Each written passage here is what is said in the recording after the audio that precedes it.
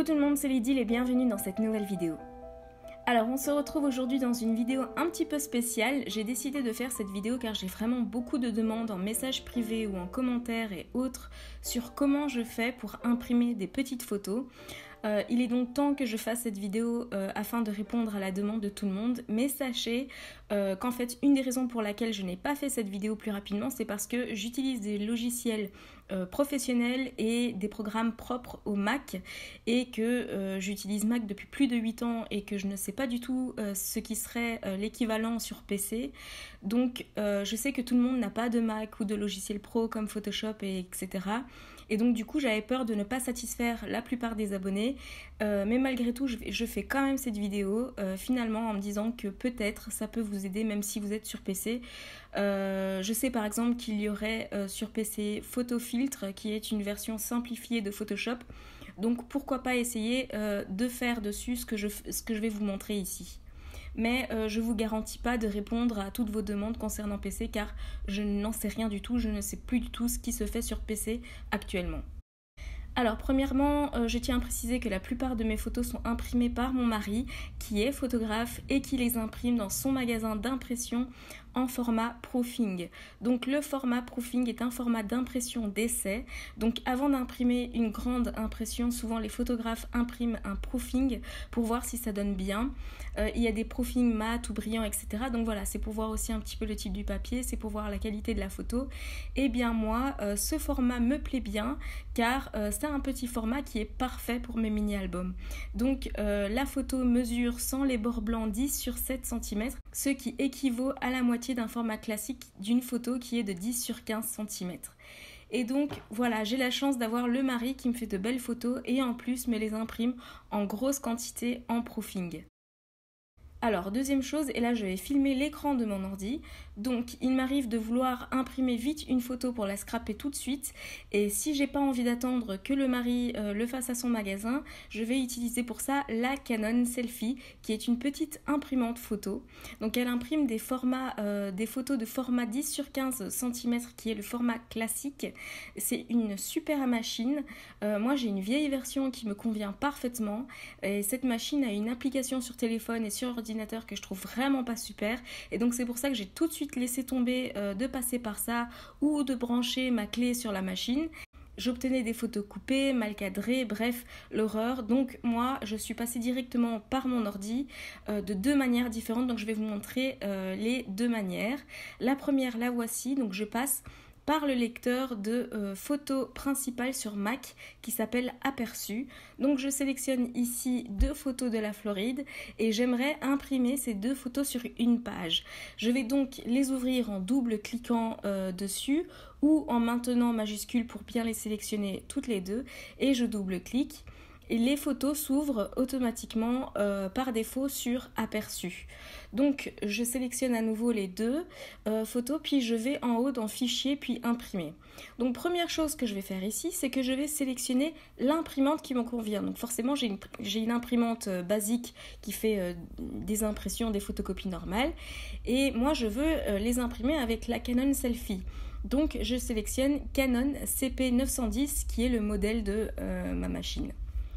Quand c'est fait, je vais déterminer la taille du papier. Donc ici, la Canon Selfie, les photos ont le même format que carte postale. Donc je choisis carte postale. Ce qui est important ici, c'est de bien vérifier que vous soyez en imprimer toute l'image. Car si vous sélectionnez imprimer le papier en entier, alors ça rognera dans votre photo et de temps en temps, vous vous retrouverez avec un cadrage que vous ne vouliez pas du tout. Maintenant, vous pouvez décider de ne pas avoir les bords blancs autour de votre photo une fois imprimée. Alors, vous pouvez sélectionner taille du papier, carte postale sans bordure. Et là, votre photo sera imprimée sans bord blanc sur les côtés. Maintenant, ce qui nous intéresse, c'est d'avoir plusieurs photos sur une page. Donc, vous allez dans Aperçu, puis Mise en page et dans Page par feuille.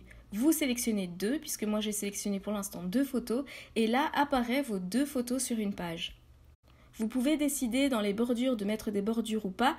Attention, les bordures ne sont pas les bords blancs comme tout à l'heure en haut dans le carte postale. Les bordures ici sont des cadres noirs qui vont se mettre autour de vos photos pour vous aider par après à les découper. Quand vous avez vos photos, vous pouvez jouer sur leur taille en jouant avec l'échelle. Vous pouvez diminuer ou augmenter le pourcentage pour mettre plus ou moins des bords blancs autour de votre photo, mais évidemment ça jouera sur leur taille. Quand vous êtes satisfait, vous pouvez imprimer et ensuite les découper en deux. Ensuite, si vous voulez mettre 4 photos sur une page, c'est le même principe. Je vais vous montrer ici. Donc je sélectionne 4 photos et je double-clique. Elle s'ouvre tout de suite dans Aperçu. Je vais ensuite dans Fichier, puis Imprimer. Et là, de nouveau, je sélectionne bien l'imprimante que je veux, donc la Canon CP910. Puis, je sélectionne la taille du papier. Je choisis toujours carte postale. Je vais ensuite dans Aperçu, Mise en page. Et dans les pages par feuille, je sélectionne cette fois-ci 4. Et mes 4 photos apparaissent sur ma page.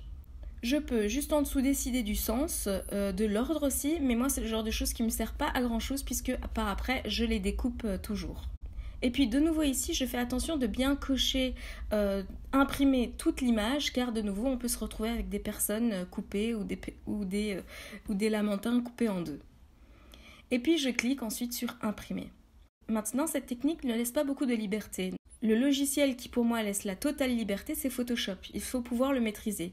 Personnellement, moi j'ai été formée dans plusieurs logiciels Adobe pendant mes études artistiques, donc j'ai eu des formations pour Illustrator, InDesign et Photoshop, et celui que j'utilise le plus c'est Photoshop. Donc c'est un logiciel payant qui coûte assez cher et qui n'est pas si facile que ça à maîtriser, mais comme je vis avec un photographe, il est inévitable qu'on l'ait à la maison.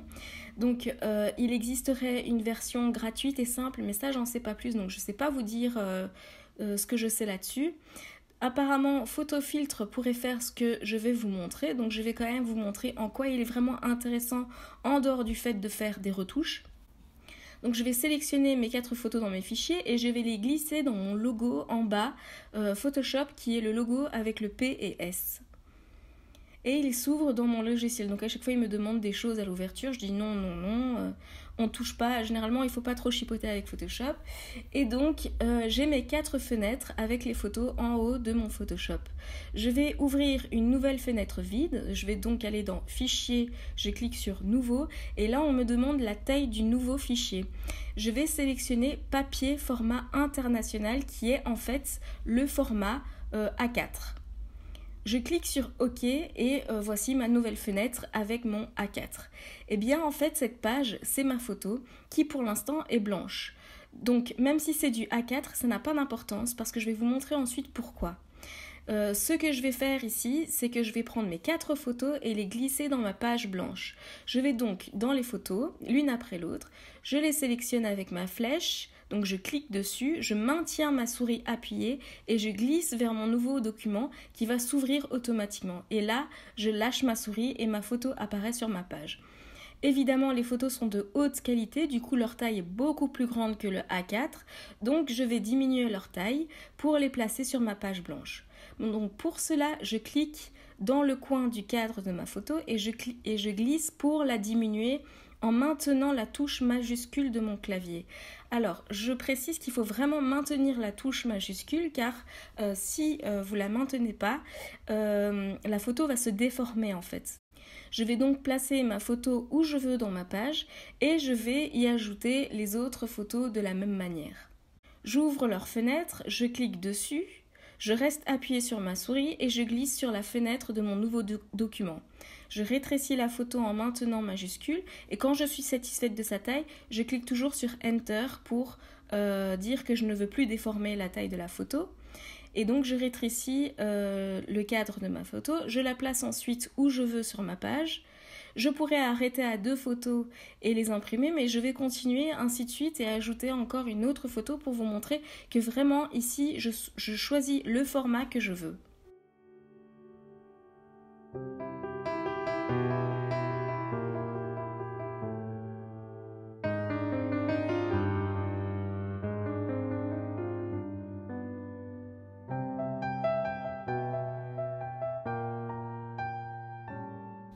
Donc ensuite, quand on est satisfait de l'agencement de ces photos et qu'on veut imprimer, on va dans Fichier, Imprimer, et là une nouvelle fenêtre s'ouvre. Comme dans Aperçu, je vais d'abord bien vérifier que la bonne imprimante est sélectionnée.